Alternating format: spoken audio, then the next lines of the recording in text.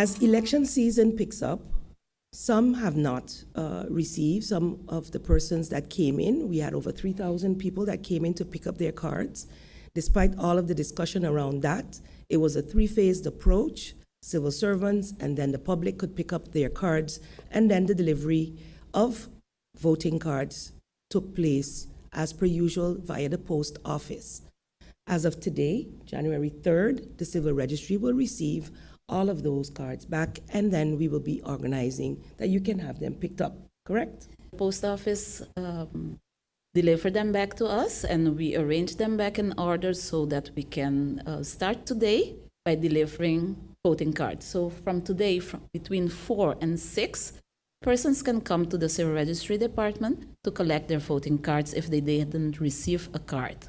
If they lost the card, we are able to make a duplicate as well for them. It will be today, Wednesday, tomorrow, Thursday, Friday, from 4 to 6, and Saturday between 9 and 12. January 3rd, from 4 to 6 p.m. for the rest of this week, you are able to, if you have not received your card, come to the Civil Registry Department right here at the Government Administration Building in Phillipsburg to pick up your card. If you've lost it, you can get a duplicate, and on Saturday, you also have a chance from 9 to 12.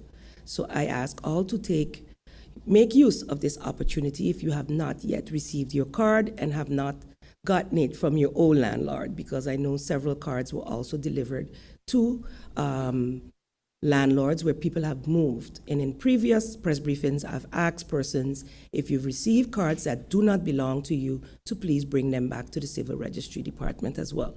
So you still have the opportunity to do that during the day today so that those persons can be added as well to the 4 to 6 p.m. pickup time. Thank you for your patience in that regard.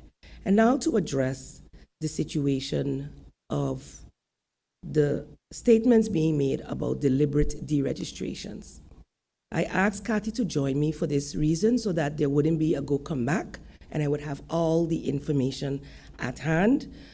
This is something, the cleanup of our civil registry, I think since the time I came into government, I have been given updates on this and asking people to come in and update your address in the system.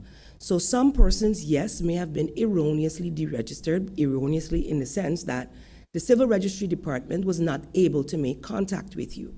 So it is not something that started at election or in preparation for election, but it's been ongoing. And I could remember certain media asking, what is now the count? And what is now the count? And we have been updating, I think, since June last year as to what the count was up till the date that the civil or the voting registry closed. However, that doesn't mean that persons cannot be re-registered and be eligible to vote. And so with that, I would then give the floor to Kathy for a few moments to maybe give further information or maybe just wait on the questions. You want to add anything to what I just said? If I may, I can just give a short summary of our cleanup project. Our cleanup project started after 10-10-10. Our project started with a committee Bandel back then that did a research in the system and found that there was a lot of mistakes or how can we say, persons registered that are not living here on the island. Also that we didn't have birth certificate, breeder's document from those persons in our system. So they requested and gave a summary of works that we had to do and to start a cleanup project from our system. It was a system that you cannot rely on all the information that was in the system, and that was one of the project that we started after 10-10-10. We requested all the breeder's document that we felt that was needed in the system. We sent letters, we request birth certificates, death certificate. We had project with Aruba, Bonaire, Curaçao, Saba, and Statia. We went personally to, for instance, Aruba, get all the birth certificates from persons born in Aruba that never had the document updated in our system. We also had we started with persons that passed away. Up to now, I can say that we had more than 100 persons that passed away a long time ago, and they are still in our system as alive. So those are details that you can say that our system was not up to par. That's a short recap of why we started the cleanup project.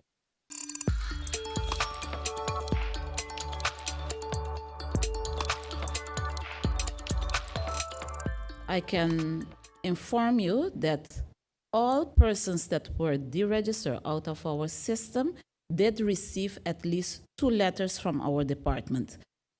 However, the primary reason that persons got deregistered, and that's the answer that we get from them, is because they never received the letters. Now, most of the time, the persons are not on the same address any longer. So the question is, why are persons not receiving the letters that we sent out? It's like you said, and thank you for that, because it don't have nothing to do with Dutch nationals, and that's the reason why we're sitting here. Persons thinking that we are deregistering Dutch nationals. We are not sending letters to Dutch nationals. We are sending letters to everyone. We did queries in our system. How did our query came about? We have queries about persons that no longer have a valid residence permit in our system. We send them a letter. Maybe the person do have a valid residence permit, but they never came to update that at our department. So if in our system it seems like the person didn't update their residence permit and they have no activity for the last 5 years at least, we send them a letter. So the queries was based on certain criteria. No valid residence permit in our system and no activity. The other query that we did is queries about persons with Dutch nationalities that haven't updated their passport for the last between 10 and 5 years. We did a query of all the persons that didn't renew the passport. And we sent a letter stating that you haven't updated your passport. We want to know your whereabouts. We have also queries about persons that just in regular don't have no activity at all. From 1997, we went to a digital system whereby we have persons that since 1997, all activity is on 0. So we want to know where all those persons are. We have statistic department did a house-to-house project or census, and we have a huge difference between statistic and civil registry. Civil registry is a system that you register based on laws and regulations. And also, it gives us the authority obligation, and as Prime Minister, she is the head of the basic administration, to guarantee that the information in our system is accurate. And that's why we ask the persons their whereabouts.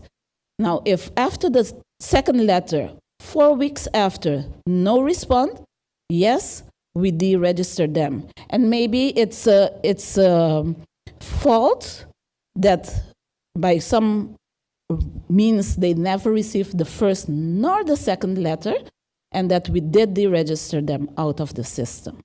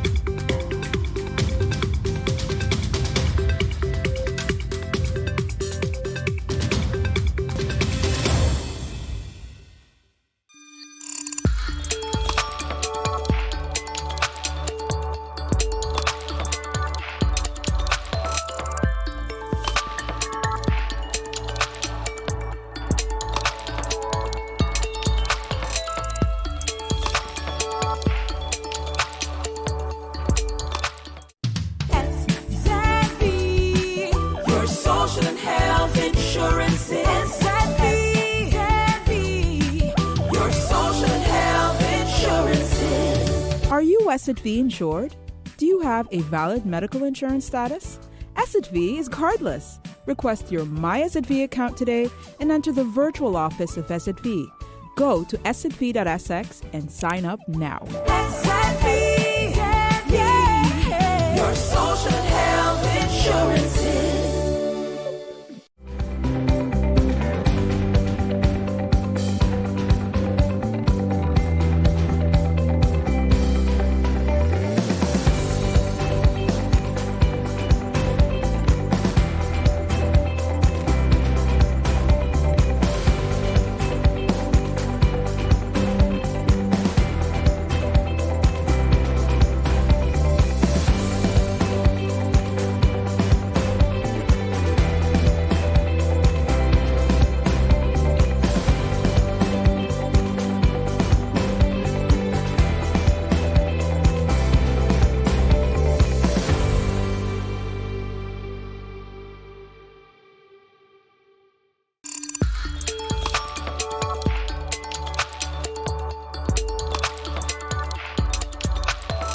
While the Presidium of Parliament, supported by its coalition parties, found it necessary to schedule a Central Committee meeting of Parliament for this Thursday to deal with the proposed draft law to create a basic bank account for consumers, the members of the opposition are more concerned at this moment with the issues that we are hearing and reading about regarding the civil registry. The issues that we are hearing and reading about are seeing voters coming to us with questions relate to the deletions that are taking place from the voters registry. In other words, persons being taken off of the voters registry. And questions such as, how has the cleanup of the voters registry gone have until now remained unanswered.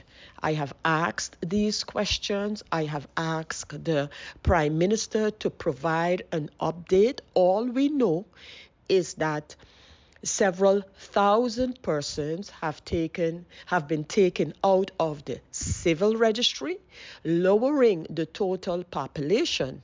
And what we also know is that several persons have been taken off of the voters registry. Recently, the prosecutor's office issued a statement regarding the possibility for persons who wish a correction in as far as their person is concerned, that this can be petitioned to the court and that the last day to do so is January the 5th. Well, this particular statement actually is the law. That is stipulated by law that this can happen. The date of January the 5th has been stated because that possibility finishes at 5 days before the election, hence the cutoff date of January the 5th. So that is not an ad hoc possibility created now. That has been in the law all along for voters. As I mentioned, our concern, however, has to do with how it has been done. How have persons, for example, been taken out of the voters registry, been taken off of the voters registry? We don't have the data, we don't have the information where the government is explaining, well, the voters registry has been cleaned up, for the lack of a better word, and in doing so, we have encountered X amount of persons of which it has been determined that their residency is not on St. Martin, because we can't find a straight line as it has been applied in terms of persons being taken off of the registry. So we have requested a urgent urgent meeting of Parliament to get this information. In fact, we would love for the meeting to be held before the cut-off date. In the meantime, however, we can only encourage persons to make use of that possibility, to verify their status in the voters registry, and where necessary, petition that it be corrected if, for example, you are not on the voters registry. While, of course, this is a good thing that persons have that opportunity and can go to court to have this done, that the forms are available and according to law should be made available. But however, if we look at the apathy for election, for voting, as it is right now, how many voters feel the need to find out about their status, especially if they have done nothing for this status to have changed over the years? And again, so with that, we are telling persons, well, if you happen not to be in the voters registry, you can, that's your right, go and ask the court to make that correction or to instruct the civil registry to make that correction. The government really needs to provide answers, and rather than just dancing around the issue, come out and let people know. The concerns, the frustrations are just too many where it pertains to persons not knowing their status. When checking their status, find out that for whatever reason, over whatever period of time, they are not in the voters registry on St. Martin.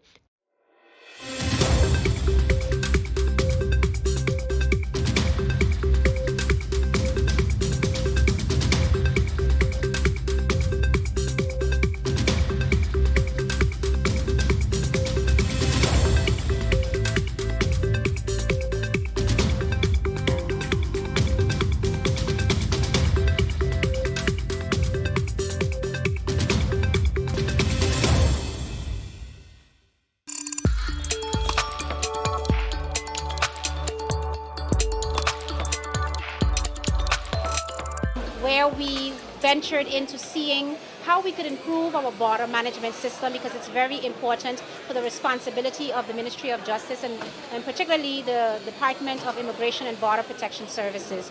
Our immigration border management system was not operating up to levels that we needed it to, so I had to explore new opportunities and platforms to ensure that we are providing the highest quality of management of our borders as possible. And I came up with Gamma, who also has been providing this level of service for Aruba, our sister island, for more than 30 years. So why invent the wheel when you can engage with an institution who knows and understands what we need? I think we found it, and I'm really elated about the opportunity to be here. So just to join me a little bit, to give some words, I'd invite Frank to join me. We have been working together towards this project for almost 2 years. We now get to the final stage that we are going to the signing. We are very excited. We are really grateful to the Minister and her whole team that we can start this project, and for us this is a starting point and not an end point. We are going to make a lot of investment into St. Martin's border, and we will make sure that it's being protected with the highest level of security possible.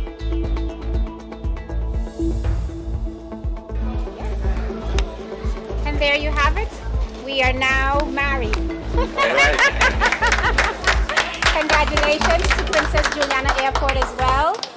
This is a collaborative approach as well with Vision Box and RADEX working together to be able to ensure. I'd like to invite our Director of Immigration. As immigration, we are very, very happy of this step. We now have a border management system connected to state-of-the-art e-gate system. St. Martin is, from what I understand, ahead of most of the islands in the Dutch Caribbean, as Frank has told us. So there are great things happening. We're starting at the airport with this system, and later we're going to be introducing, rolling out into the seaports as well. So St. Martin's immigration is going to be fully 100% RADEX moving into the future. Thank you, Frank. Thank you. And Minister, thank you. Thank you too. For this.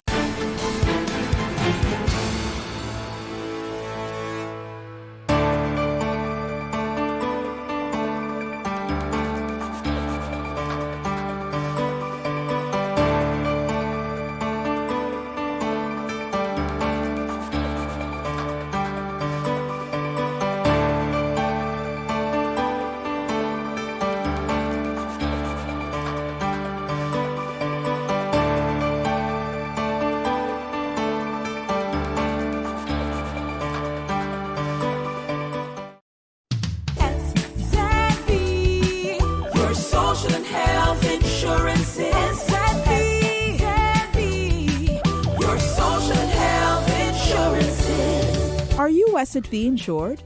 Do you have a valid medical insurance status? SXV is cardless. Request your My SXV account today and enter the virtual office of SXV. Go to sxv.sx and sign up now. SXV, yeah, your social health insurances.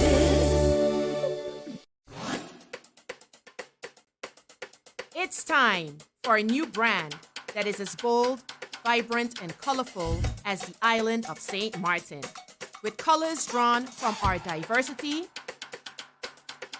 cultural heritage, and nature. Our breathtaking beaches, waters, and sun, the majestic brown pelican, our national symbol, the radiant yellow sage, our national flower, the historic border monument signifying the Dutch and French side, our exciting cruise, yachting, and boating ports, renowned Maho Beach and St. Martin Airport, the hub to the Caribbean. All these parts come together to create the shape of the island of St. Martin. More than a logo. It's a new brand that engages, excites, and will inspire travelers to book. It's time to tell the St. Martin story, to reintroduce travelers to St. Martin, to honor our past, to embrace our present, and shape our future. Our culture and diversity, Dutch and French sides, unrivaled cuisine, twice the nightlife, entertainment, and shopping, cruises, boating, and yachting, twice the adventure, exploration, and relaxation, splendid and scenic accommodations, Pinel, Tentamar, and island hopping in the Caribbean. Whatever your taste, St. Martin has more. Experience twice the Caribbean. St. Martin.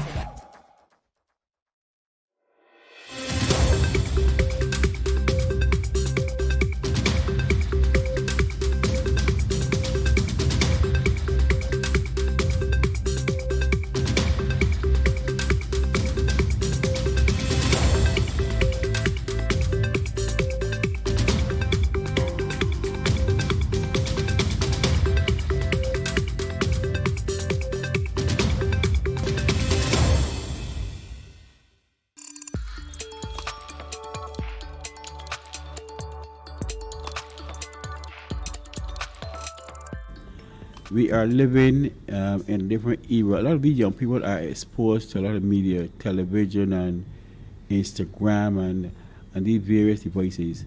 And sometimes these devices are used negatively. There is a serious thirst and need for money.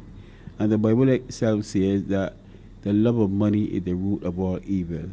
And if you were to really check seriously the reason for crime and war, like I said tonight in the service, it has to do with the lust and they're going after material things. The truth is that young people way back would have been violent as well. I think it may not have been recognized because we would not have had mobile phones and all these things to capture it. And as we progress, the level of crime would seem to escalate because it is now being captured. And there will always be young people who are violent. And if you were to check it, sometimes it has to do with the way that they were socialized. It has to do with the way that they were brought up and the kind of environment that they live. So there are a lot of reasons why young people behave in the way they do. And there are instances in which they can be dealt with, and sometimes the criminal system does not even help. They need counseling, they need to be sat down. Some of them need love, some of them need to feel a sense of warmth.